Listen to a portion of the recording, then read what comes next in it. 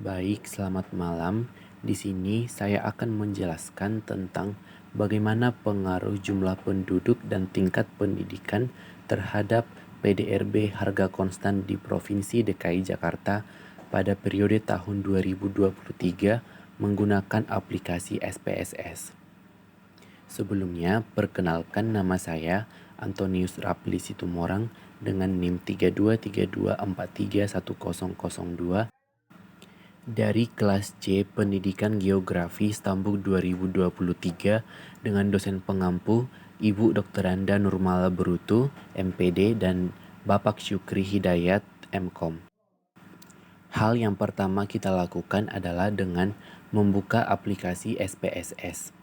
Setelah kita membuka aplikasi SPSS, maka akan muncul tampilan seperti ini. Nah, sebelum itu, untuk data-data yang akan kita masukkan pada aplikasi SPSS ini berupa variabel X1, X2, X3, dan Y, di mana X1 adalah jumlah penduduk DKI Jakarta 2023 dan X2 adalah jumlah penduduk miskin. Untuk X3 adalah tingkat pendidikan dan untuk Y adalah data dari PDRB. Di sini saya akan memasukkan data-data pada jumlah penduduk untuk variabel X1. Langsung saja saya salin dan saya tempelkan pada aplikasi SPSS ini.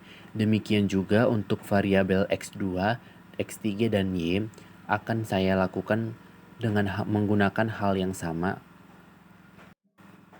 Untuk pengambilan data ini dari data jumlah penduduk miskin, tingkat pendidikan, dan juga data PDRB diambil melalui data dari Badan Pusat Statistik untuk periode 2023 pada Provinsi DKI Jakarta.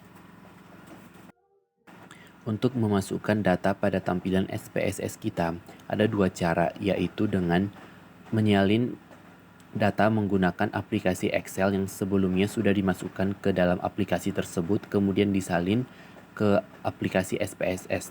Dan cara yang kedua adalah dengan mengetik satu persatu data-data kita. Setelah kita mengumpulkan data-data, kita masuk kepada menu Analyze, masuk ke Regression, dan juga masuk ke Linear. Setelah itu, kita memasukkan variabel Y ke dependen, variabel X1, X2, dan X3 ke menu independen.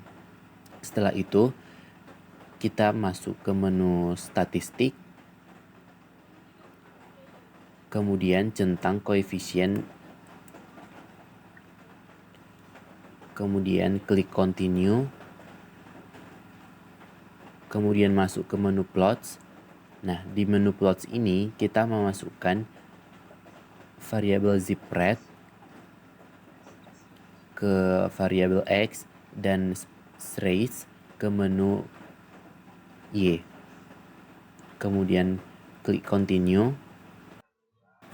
Jangan lupa pada standardized residual plots dicentang, histogram, dan juga normal probability plots. Kemudian jangan lupa klik continue. Setelah kita mengklik continue, kita masuk ke menu save, kemudian centang bagian paling atas residual. Setelah itu, kita klik continue.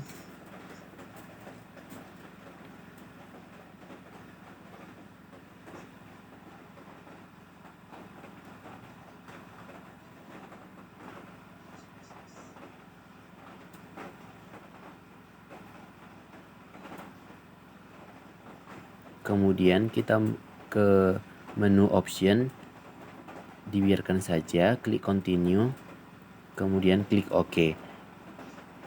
Nah, di sini akan muncul regression dari data yang telah kita lakukan tadi. Setelah itu, kita akan melakukan uji asumsi, yaitu uji normalitas.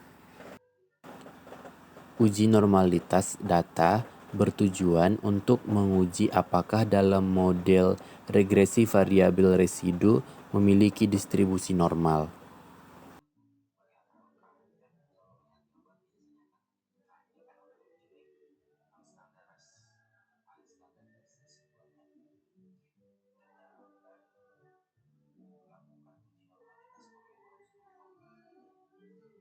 Di sini sudah muncul unstandarized residualnya.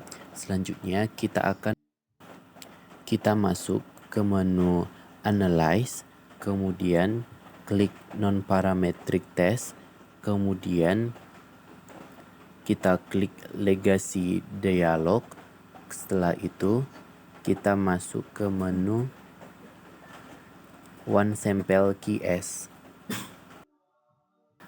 Pada uji One Sample QS ini adalah situ kita akan melakukan uji Kolmogorov-Smirnov.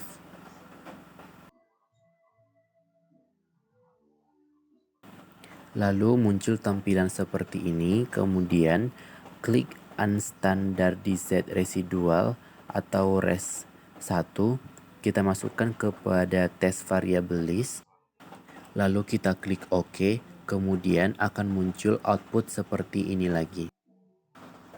Pada tampilan uji One Sample Kolmogorov-Smirnov test ini, asimsiknya berjumlah 0,2.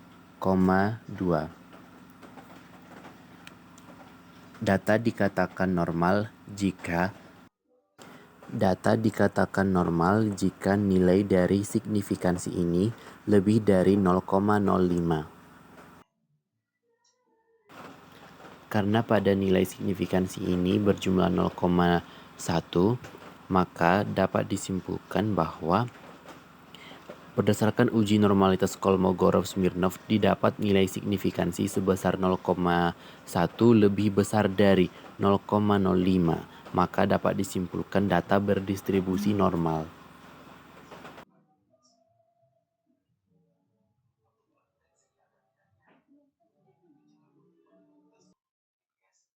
Selanjutnya kita akan melakukan uji Gletser, di mana kita harus mentransformasikan datanya dulu dengan cara masuk ke transform, kemudian compute variable. Nah, pada target variabelnya kita mengisi dengan ABS residual, kemudian pada function groupnya kita menekan all, kemudian function and special variable kita memilih ABS-nya. Nah, biasanya setelah menekan function ABS-nya, biasanya akan muncul pada numeric expression yaitu ABS dengan tanda tanya. Karena di sini tidak muncul, maka bisa kita ketik secara manual. Yang pertama, pada unstandardized residualnya, kita klik, kemudian kita masukkan pada numeric expression, kemudian kita tambahi dengan ABS residualnya.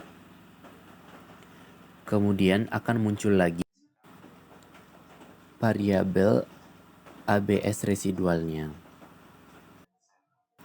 Kemudian kita akan meregresikan variabel X1, X2, X3 terhadap ABS residualnya.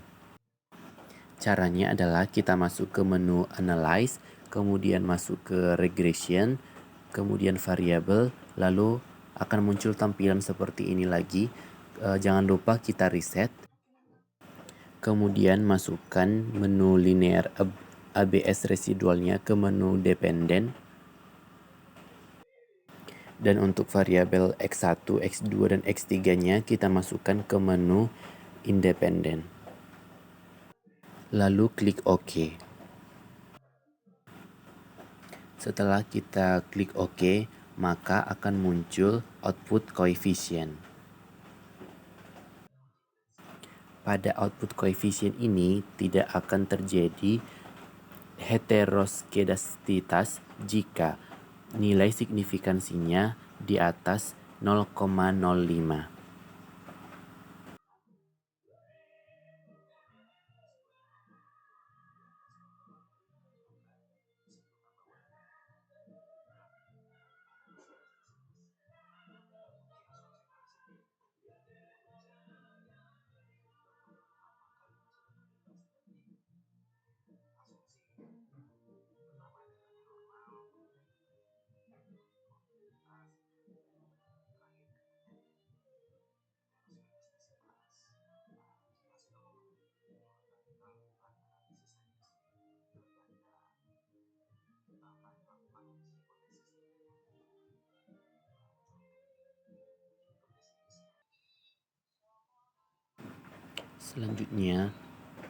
Selanjutnya kita akan melakukan uji F, di mana pada uji F ini F hitung lebih jika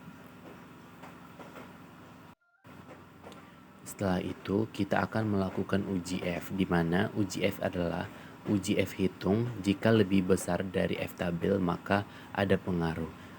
F hitung sama dengan 19,1642, sedangkan untuk F tabelnya adalah 9,55. Dilihat dari signifikan 0,01 lebih kecil dari 0,05 menunjukkan bahwa setiap variabel independen secara bersama-sama berpengaruh signifikan terhadap Y. Kemudian uji T. Jika T hitung lebih besar dari T tabel maka berpengaruh. Untuk variabel X1, T hitungnya adalah 4,372, T tabel 3,182 berpengaruh. Untuk X2 dan X3-nya, kriterianya tidak berpengaruh.